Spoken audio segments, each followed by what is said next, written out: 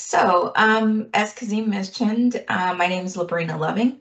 I work in cloud advocacy for Microsoft, which basically means I work with a lot of developers to help them get excited about cloud, help them learn about cloud. And I specifically now am working with game developers, which is pretty fun. I'm super excited to be here. And today I'm going to talk about a little bit about following your career passion and how that sort of would look.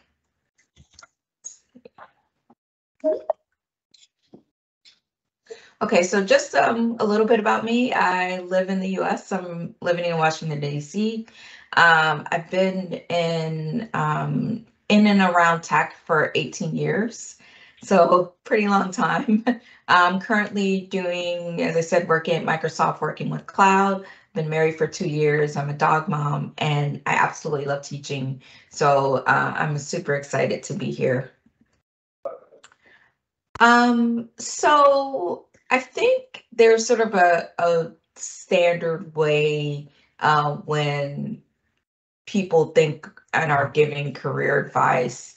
They usually talk about this thing called passion, right? And how does that look? So first thing is like find something that you're passionate about and you're passionate and interested about, and then that will lead to you being very successful, and then you'll have like the super great fulfilling career.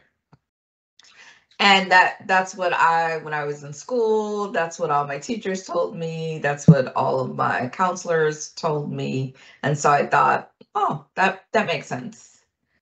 But if you sort of think about it, your passions change a lot over the years. I mean, this is me, little girl at 4 or 5, and I like blocks. I like playing with toys. I like playing outside. I was avoiding naps, and this is me sort of in like my 20s, and I was all about like partying and hanging out, and I like math. I like French. I like playing the violin. And this is me now. So my passions have changed. I like travel, cooking, spending time with family.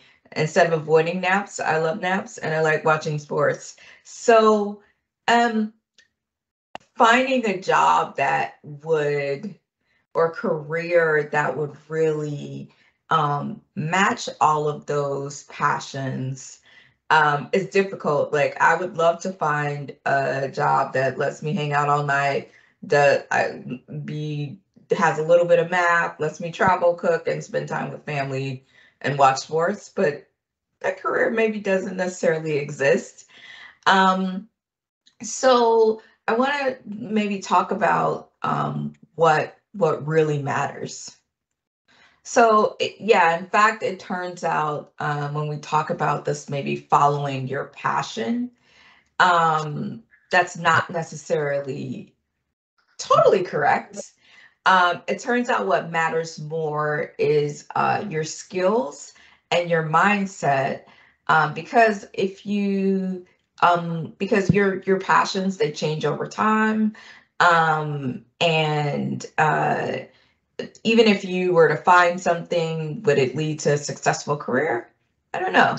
Um, so what do I do, right? So the key that I always like to have people think about is to do what's valuable. Do what helps others. Do something that genuinely takes what you're good at and then turn that into something that's valuable. So, what does this mean? So, this means that you spend a lot of time mastering a skill, mastering your skills. And I think this program today, you've heard a lot of presentations about from many, many great people who have mastered their skill. They've spent a lot of time learning and perfecting their craft, and they're sharing that knowledge with you. And then I can speak for myself. I spent um, many, many years throughout my career practicing tech, studying, staying up many, many long nights to have that achievement and mastery. And then the second part is really then taking that mastery and taking it and giving it purpose. So helping people um, learn and achieve more through the skills that you have, through the skills that you provide. And so it basically means do what's valuable.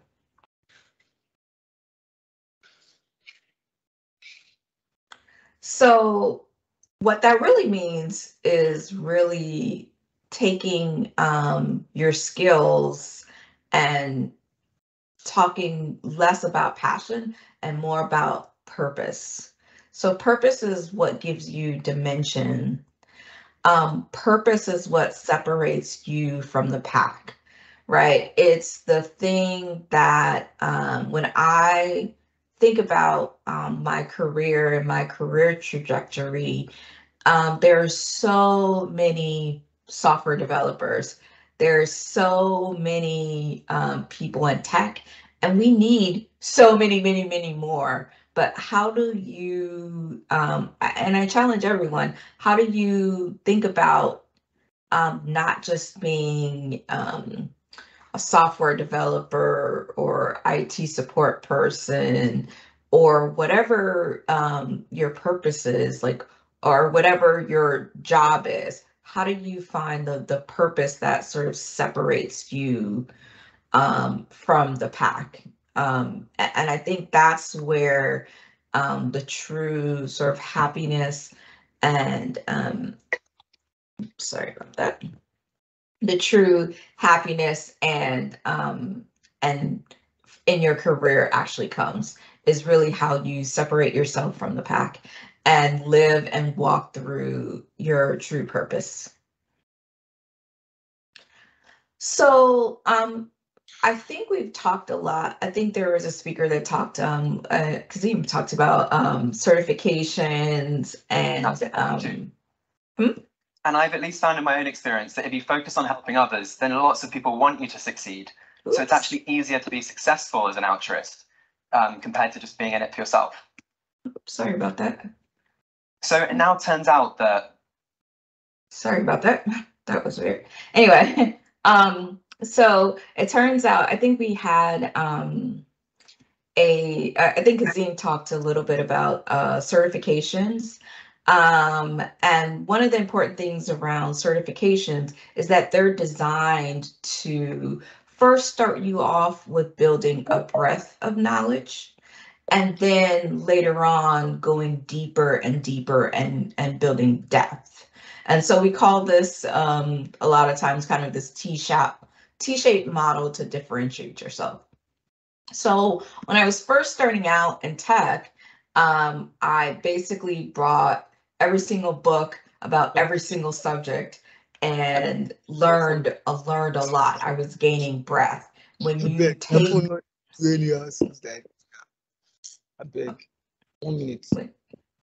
When you take a certificate, when you take some of our entry-level certifications, you're building breadth. You're building breadth around the cloud. You're building breadth around software development, and that's important. And you'll spend a lot of time in sort of building out this breadth of knowledge.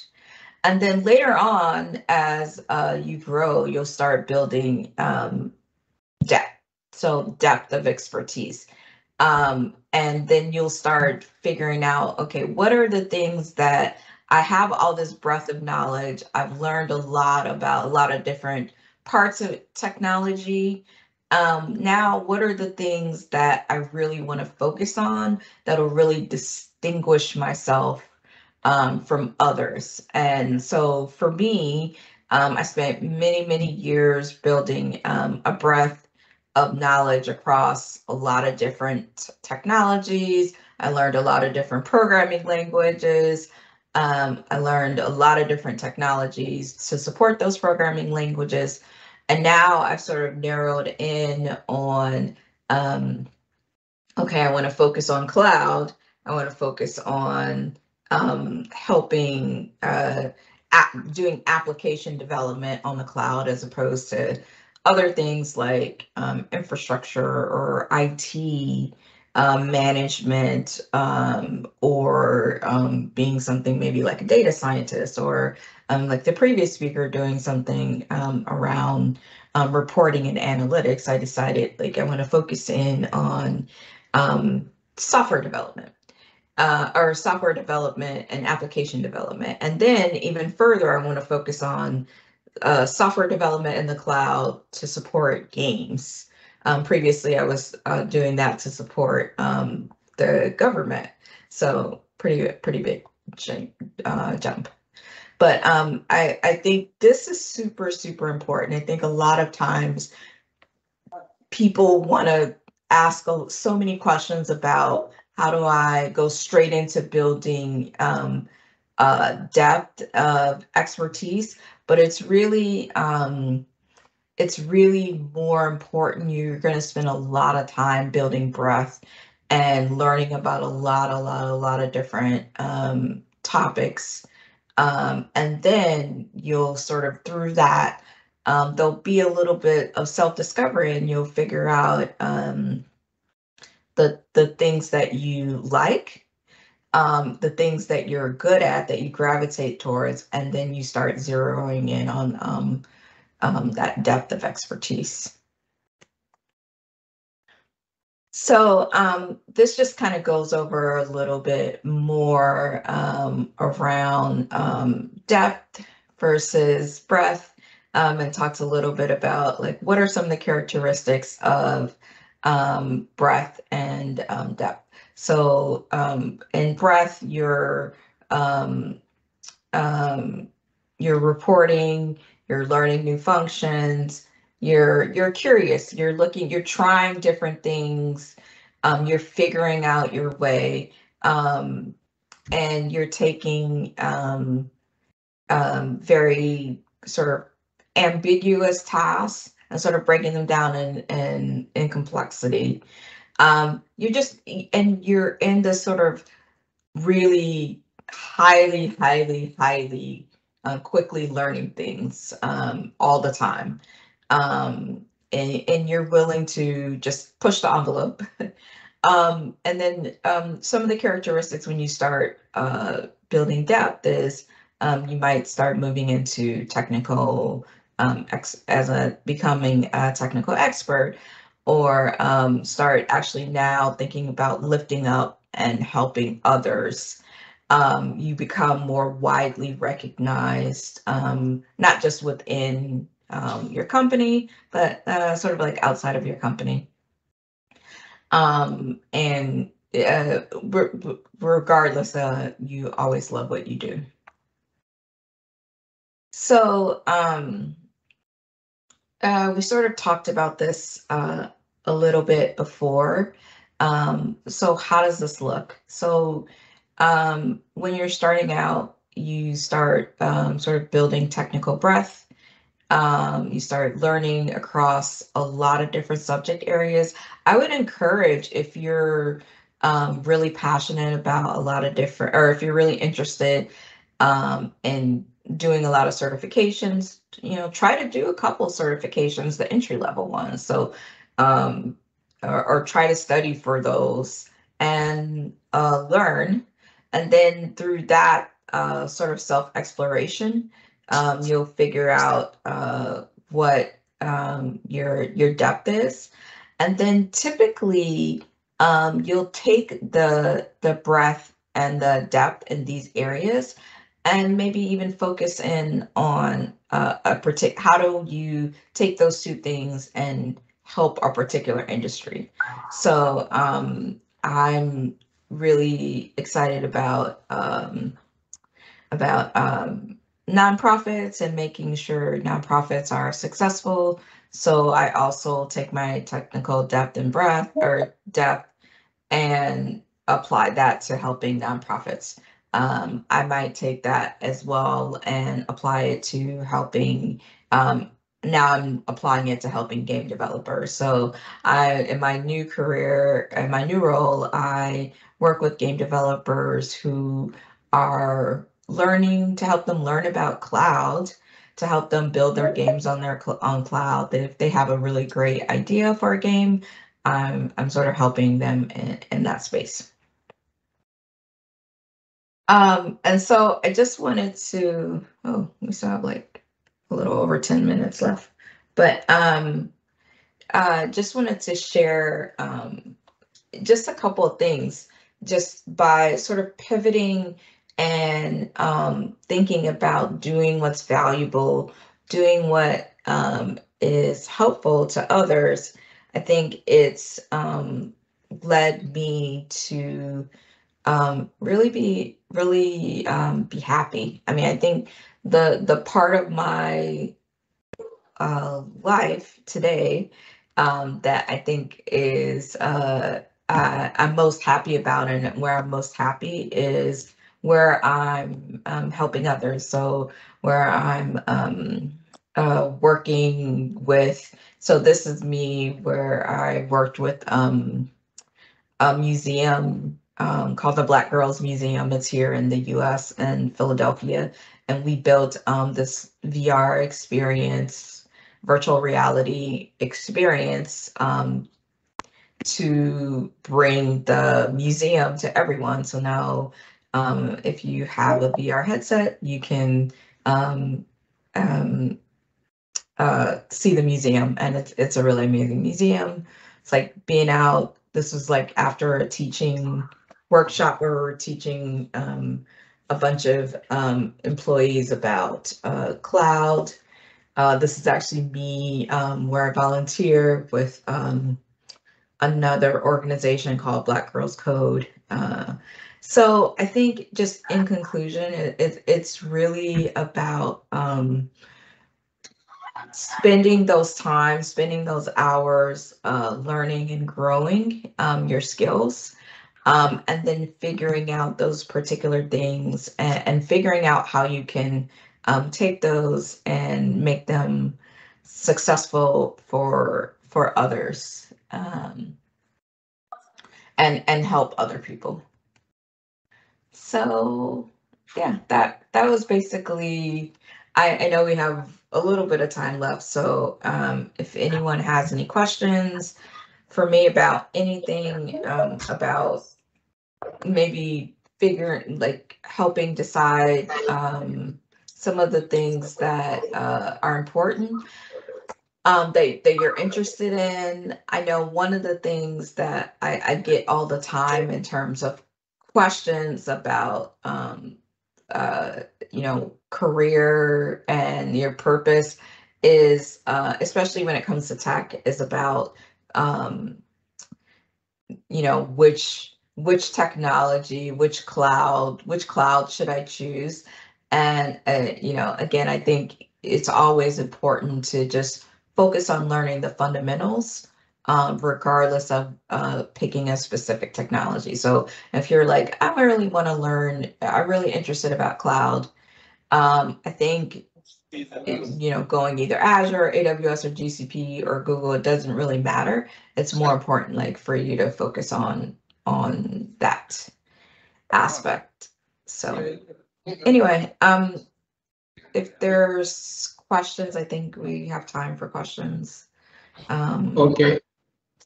Yeah. Thank you very much, Labrina, for the session. So, do we have anybody with questions for Labrina? Is there any question? Sorry, please. Do we have anybody that wants to ask a question?